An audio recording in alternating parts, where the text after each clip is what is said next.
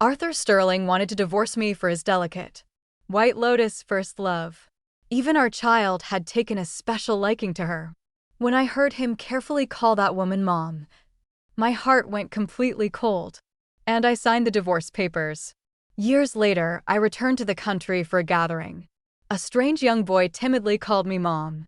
My daughter asked curiously, "Is he Evelyn's big brother?" I shook my head. Mom only has one child in this life, and that's Evelyn." Everyone was thrilled to see the little blonde girl by my side. Madison nudged me with her elbow. "Where'd you kidnap her from?" "She's so cute," someone chimed in. "Yeah, seriously, Chloe. I didn't expect you to become a human trafficker." After a few years abroad, I unceremoniously flicked them both on the forehead. "What kind of nonsense is that? This is my daughter." I squatted down. "Don't we look alike?" Evelyn played along obediently, pressing her little cheek against mine. The private room instantly went dead silent. I knew this news was a bit too shocking for them. My marriage to Arthur had only ended a few years ago, and my intense high-profile pursuit of him back in the day was something everyone here had witnessed.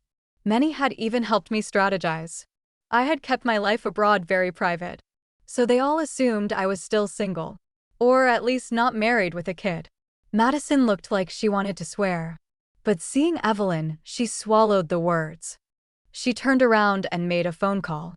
"Yeah, tell the guys they don't need to come over. Tonight's not the right vibe." I held back a laugh, looking at my old friends. What, are married women not welcome here? My friends recovered from their shock and bombarded me with questions. "Who'd you marry? Is he handsome? Chloe, how could you snag a hot foreign guy and not tell us?" "What? What's your name, little one? Want Annie to play with you?" "Hannah. Stop talking in that gross baby voice. Screw off. Leave me alone." I rubbed my temples helplessly. A decade later, and they were still just as noisy. Thankfully, Evelyn wasn't shy. She happily played with my old friends. Madison pulled me aside for a drink. "Are you really over Arthur?" I smiled, showing her the ring on my finger. "What do you think?" She smacked her forehead. "Right. Stupid question. Arthur was so dead set on marrying that fragile little flower back then. Now he's regretting it." I raised an eyebrow. "He regrets it?" I hadn't kept tabs on them since I went abroad, but Arthur regretting it was genuinely surprising. He loved Lily Evans to death back then. He was willing to fight the whole world to marry her. Madison nodded. "The White Lotus is pretty sure. But being Mrs. Sterling is too much for her to handle." The title of Mrs. Sterling didn't just mean being Arthur's wife. It carried significant responsibilities. The Sterling family has a massive empire. It's not easy to manage. I said, "You have no idea. When the White Lotus first married Arthur, she couldn't do anything right. She messed everything up. Arthur was patient at first, but patience doesn't equal time. Eventually, he just got sick of it. Men, right? Typical." Madison's tone dripped with sarcasm. She never liked Arthur to begin with. Ever since she took over her family's business, she had cut off many of their partnerships. With the Sterlings in her eyes, a man who couldn't keep his personal life straight couldn't possibly run a corporation well. Madison waved her hand. "Whatever. Let's not talk about that dog." Just as she finished speaking, the door to the private room suddenly opened. A strange boy, looking to be around 10 or 11, walked in. Madison looked toward the door impatiently. "Who's that? Whose kid is lost?" Boy scanned the crowd frantically before his eyes locked onto me. Those beautiful eyes gave me a strange sense of familiarity. Someone in the crowd murmured, "Isn't that Arthur's oldest son?" Madison reacted faster than I did. "Oh, it's Chloe's kid, Arthur." "Arthur what? Again?" A friend reminded her. "Arthur James Sterling." Evelyn, who was playing happily, seemed to sense something. She looked left and right, her big eyes darting around. The boy walked toward me and called out timidly, "Mom." That single word, "Mom," pulled me back several years. When Arthur brought up divorce, he didn't give a reason. Madison did some digging for me and uncovered his first love, Lily Evans. I took the evidence and confronted Arthur. During the argument, a truth accidentally slipped out of him. Yes, I love Lily. Even if I have a child with you, that child must carry the mark of her existence. Only then did it all make sense. No wonder when we were naming our son, Arthur insisted on changing Julian to James. He said he hoped our son would be just, noble, and righteous. But it wasn't about justice. It was an acronym. JMS stood for Just Always Miss Evans Secretly, unlike what Madison and the others thought. From that day forward, my feelings for Arthur died completely. I loved Arthur, yes, but not enough to lose myself. I loved him, but I loved my dignity more. However, our marriage involved too many people. Just separating the assets took a massive amount of time. Arthur cheated first. I had to make sure I got the larger share. Back then, my biggest concern was my son James. But from the very beginning, he didn't want to leave with me. Maybe it was pity from above that made me suddenly stubborn, wanting to persuade James, wanting to fight for full custody. If it hadn't been for that stubbornness, I never would have discovered that my dear son had already accepted Lily as his mother. If I hadn't discovered that, I wouldn't have left so cleanly. I wouldn't have started my new life so easily. After I confronted Arthur, he immediately moved Lily into our house, under the guise of being James's private tutor. Surprisingly, James adored Ms. Lily and defended her at every turn. I heard him praise Miss Lily more than once, saying she was gentle and pretty, understanding, considerate and kind. But James was just a little kid back then. I thought Arthur had hidden the affair well, so I didn't overthink it until I heard it with my own ears. He carefully asked Lily, Miss Lily, "Can I call you Mom?" After getting a yes, he happily called her Mom several times. He added, "Miss Lily needs to become my new mom quickly. I hate my mom right now. I hope she and Dad get divorced soon." Lily asked him why. "Because Mom won't let me eat candy." Lily sounded surprised. "Just because of that?" "Yes." James's decisive answer completely shattered me. I thought about a lot of things. I thought about my parenting style. I thought about my past. In the end, I signed the divorce papers without any lingering attachments and left the country. Seeing that I wasn't responding, James called out again, "Mom." His eyes were red and he looked incredibly pitiful. Evelyn suddenly threw herself into my arms. She stared at him with wide, curious eyes and asked, "Is he Evelyn's big brother?" James froze, then quickly shifted his gaze back to me, his face filled with unexpressed hope. I smiled gently at Evelyn and shook my head. Mom only has one child in this life, and that's Evelyn. This brother is the son of a friend of Mom's. But of course, you can call him Brother. Half understanding, Evelyn reached out a hand to James. "Hi, brother. I'm Evelyn." But James just stood there frozen, ignoring her. Evelyn awkwardly pulled her hand back and rubbed her little nose. Mom, why does he look like he just got struck by lightning?" I chuckled and rubbed her head. "Go play with your aunts and uncles, okay?" The little girl ran off, cheering happily. James looked at me pitifully. "Mom, do you not want James anymore?" His tone was exactly the same as when he was a toddler, seemingly trying to awaken my maternal instincts. Smiled faintly. "You have your own mom." James grew a bit agitated. "She's not my mom." "Why not?" He looked down and didn't answer. I didn't bother pressing him. My tone was gentle but distant. "James, you were the one who didn't want me first." James looked up, his eyes incredibly complex. It was the first time I had ever seen that look in his eyes. It wasn't a look a boy his age should have. James lowered his gaze. "I'm sorry, Mom." He found a corner to sit in by himself and didn't bother me. Again, Madison sneered. And here I thought the kid loved his fragile little stepmom. "What do you mean?" I asked. "When the White Lotus first got married, a lot of people looked down on her. Your son defended her everywhere, treating her like royalty. Didn't you always say he was a good kid?" "So good, he actually got into fights defending the White Lotus?" "Raising a son is worse than raising a dog." I smiled and took a sip of my drink. Madison didn't say anything else. Just drink with me. After so many years seeing the son I barely recognized, it would be a lie to say I felt absolutely nothing. But our mother-son bond was thin. And this was James's own choice. Besides, too many years had passed. The emotion faded as quickly as it came. When the party ended, James was still sitting there, refusing to leave. I tried to call his dad, but realized I had deleted the number. I tried to call his mom, but realized I never had her number to begin with. Madison boldly patted her chest. Let me handle it.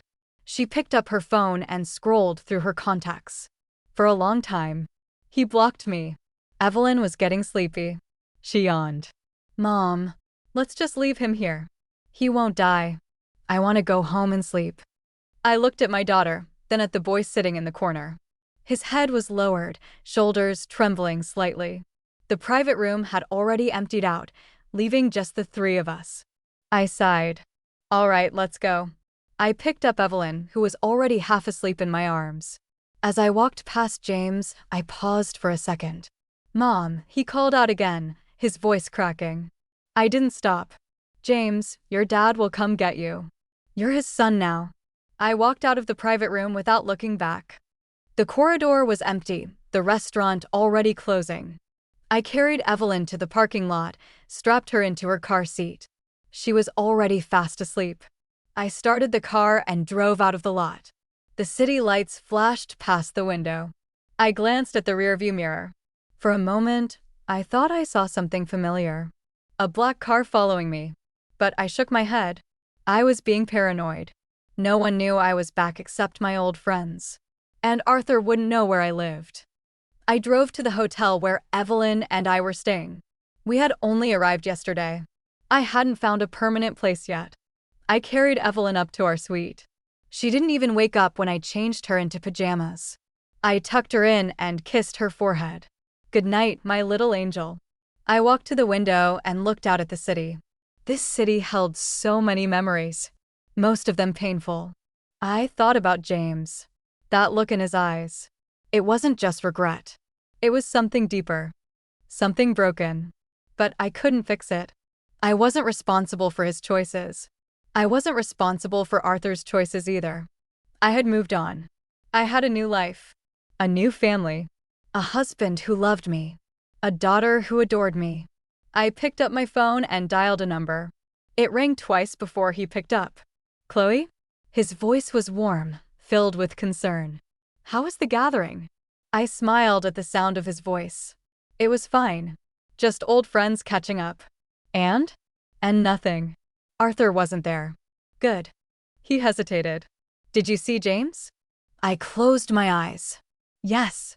He found me. Silence on the other end. How is he? He's fine. He's Arthur's son now. Chloe. I know. I took a deep breath. I'm coming home tomorrow. Evelyn and I are done here. We'll be there by the evening. Okay. I'll be waiting. I love you. I love you too. I hung up and set my phone down. My husband. The man who had saved me from myself. The man who had given me a second chance at happiness. I met him 2 years after I left the country. I was broken, lost, trying to figure out who I was without Arthur. He was patient, kind, understanding. He didn't ask about my past. He didn't judge me. He just loved me. And when I told him about James, about everything, he didn't run. He held me and told me it wasn't my fault. He told me I deserved to be happy. We got married 6 months later. Evelyn was born a year after that. I looked at my wedding ring. A simple platinum band with a small diamond. Nothing flashy. But it meant everything to me. I went to the bathroom and washed up. When I came out, Evelyn was still sound asleep. I got into bed beside her and closed my eyes. Tomorrow we would go home. Back to our real life. Back to where I belonged. The next morning, I woke up to Evelyn jumping on my bed. Mommy, wake up. I groaned and pulled the covers over my head. 5 more minutes. No, we have to go to the airport. I opened one eye. Evelyn was already dressed, her blonde hair in 2 pigtails. She looked so much like me. Okay, I'm up. I sat up and stretched. We had a flight at noon. By evening, we would be home. We checked out of the hotel and headed to the airport. The drive was uneventful. Evelyn chatted about her new friends from last night. She didn't mention James. Not once. I was relieved. We arrived at the airport and checked in. As we waited at the gate, I saw someone familiar. A tall man in a suit. Arthur. He was walking toward me, his face determined. My heart skipped a beat. I stood up. What are you doing here? He stopped in front of me. Chloe, we need to talk. I have nothing to say to you. James needs you. I laughed. James made his choice. He chose you. He chose Lily. He's your son now. Arthur's jaw tightened. Lily and I are getting a divorce. I stared at him. What? She couldn't handle it. She couldn't handle being Mrs. Sterling. She couldn't handle the responsibilities. She couldn't handle James. I felt a strange satisfaction. So what? You want me to come back and clean up your mess? No. He reached for my hand. I want you back.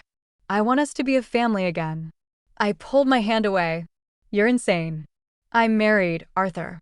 I have a daughter. I have a life. A life that doesn't include you. I know. His voice was desperate. I know I made a mistake. I know I was wrong. I chose the wrong woman. I lost the best thing that ever happened to me. Chloe, please. Give me another chance. I looked at him. Really looked at him. He looked older than I remembered. There were lines around his eyes. His hair was graying at the temples. He looked tired. But I didn't care. I didn't feel anything. No anger. No hurt. No love. Nothing. I'm sorry, Arthur. I'm not the same woman you divorced. I'm not the woman who chased after you for years. I'm not the woman who would do anything for you. That woman is gone. She died the day you chose Lily over her. Arthur's face fell. But James. James is your son. He's your responsibility now. I turned away. Don't contact me again. Don't come near my family. I picked up Evelyn's hand. Let's go, baby. We boarded the plane and took off. As the plane ascended, I looked out the window. The city grew smaller and smaller. Goodbye, Arthur. Goodbye, James. Goodbye, past. I was done. I was finally done. The flight was long. Evelyn slept most of the way. I thought about my life. About how far I'd come. About how much I'd grown. I used to think my worth was tied to Arthur. That I was nothing without him. But I was wrong. I was strong. I was capable. I was worthy of love. And I had found it. I had found a man who loved me for who I was. Not for what I could do for him. Not for my family name. Not for my connections. Just for me. We landed in the evening. My husband was waiting for us at the airport. Evelyn ran to him, and he scooped her up. How was your trip? He kissed her forehead. Fun. I met new friends. He looked at me over her head. How are you? I walked to him and wrapped my arms around him. I'm good. I'm really good. He held me tight. I missed you. I missed you too. We drove home. Our home. A beautiful house in the suburbs. A white picket fence. A garden. A dog. Everything I never knew I wanted. We put Evelyn to bed. She was exhausted from the trip. She fell asleep as soon as her head hit the pillow. We went to the living room and sat on the couch. Tell me everything, he said. I did. I told him about the gathering. About James. About Arthur. About our conversation at the airport. He listened without interrupting. When I finished, he pulled me into his arms. I'm sorry you had to go through that. I'm fine, I said. Really? I'm fine. He kissed my forehead. You're amazing, you know that? I smiled. I'm just me. That's why you're amazing. We sat there for a long time, just holding each other. I felt safe. I felt loved. I felt home. The next few weeks were normal. Evelyn went back to school. I went back to work. My husband went back to his business. Life was good. Then one day I got a call. From an unknown number. I almost didn't answer. But something made me pick up. Hello? Chloe? It was James. My heart stopped. What do you want? Can I see you? Please. I hesitated. Why? I need to talk to you. About what? About everything. I sighed. Fine. Where? The coffee shop downtown. Near your hotel. I paused. How did you know I was here? Dad and I moved here. We wanted to be closer to you. I felt a chill. I didn't want them anywhere near me. But something made me agree. Fine. Tomorrow morning. 10 o'clock. I told my husband about it. He was supportive. Do what you need to do, he said. I'm here for you. I went to the coffee shop the next day. James was already there. He was 15 now. He looked older than I remembered. Taller. Thinner. His eyes were sad. I sat down across from him. He didn't say anything at first. Just looked at me. Then he spoke. Mom, I'm sorry. I didn't react. I just waited. I was wrong, he said. I was so wrong. About everything. I shouldn't have chosen Lily. I shouldn't have called her mom. I shouldn't have pushed you away. I looked at him. You made a choice, James. You made your bed. Now you have to lie in it. I know. He looked down at his hands. But I was a kid. I didn't understand. I didn't know what I was doing. You're not a kid anymore, I said. You're old enough to understand consequences. He looked up, tears in his eyes. Dad and Lily are getting divorced. I know. Arthur told me. He wants you back. He wants us to be a family again. I shook my head. That's not going to happen. Why not? Because I'm married, James. I have a husband. I have a daughter. I have a life. A life that doesn't include you or your father. James's face fell. But nothing. I stood up. I'm leaving. Wait. He grabbed my hand. Please, Mom. Just give us a chance. I pulled my hand away. I gave you a chance. I gave you so many chances. But you chose her. You chose her over me. And now you have to live with that. I walked out of the coffee shop. I didn't look back. I got in my car and drove home. My husband was waiting for me. How did it go? I shook my head. It's over. He hugged me. I'm proud of you. For what? For doing what's right for you. For not letting them manipulate you. I buried my face in his chest. I thought I would feel something. For James. But I didn't. I just felt free. Free from the past. Free from the guilt. Free from the pain. I was finally free. Life went on. Evelyn grew. She was smart and kind and beautiful. She had her father's eyes and my smile. She was perfect. My husband and I were happy. We traveled. We laughed. We loved. Every day was a gift. Then one day I got a letter. From James. I almost threw it away. But I opened it. Dear Mom. I'm writing this because I don't know if I'll ever see you again. I'm leaving the country. Dad is sending me to boarding school in Switzerland. He says it's for the best. I think he just wants me out of the way. Lily is gone. She left a few months ago. She couldn't handle it. She couldn't handle being Mrs. Sterling. She couldn't handle me. Dad is miserable. He drinks a lot. He talks about you all the time. He says he made the biggest mistake of his life. He says he'll never love anyone else. I don't know if that's true. But I know I made a mistake. I chose wrong. I chose the wrong person. And now I have to live with that. I just wanted you to know. I'm sorry. I love you. Your son. James. I read the letter once. Twice. 3 times. Then I folded it up and put it away. I didn't cry. I didn't feel anything. Just a quiet acceptance. This was the consequence of their choices. Not mine. I showed the letter to my husband. He read it and looked at me. What are you thinking? I'm thinking that I'm done, I said. I'm done with the past. I'm done with them. I'm done with the guilt. I'm done with the pain. He hugged me. Good. You deserve to be happy. I am happy, I said. I really am. And I was. 5 years passed. Evelyn graduated from high school and went to college. She was brilliant. She wanted to be a doctor. My husband and I were happy. We traveled. We laughed. We loved.